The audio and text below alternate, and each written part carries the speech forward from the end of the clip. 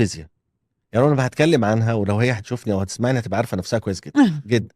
والحقيقه آه، قصتي معاها وقصه نجاحها آه، معبره جدا، ورغم عمقها اللي انا بسيطه جدا جدا. وهو الموضوع يا منال ببساطه، هو فعلا عارفه زي من 30 سنه هو فعلا كده. مم.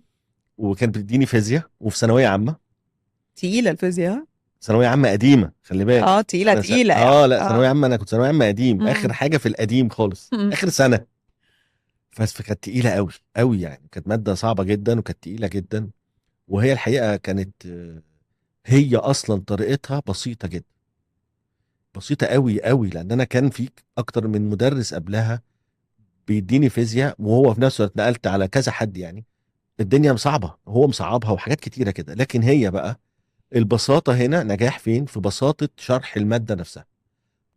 والحاجه التانيه طريقتها في التعامل حتى. يعني انا هفاجئك ان انا لغايه دلوقتي الكشكول بتاعها اللي كانت معايا فيه وبتديني الحاجات فيه معايا لغايه دلوقتي محتفظ مش ممكن. لغايه دلوقتي. اه حقيقي، ده مم. لسه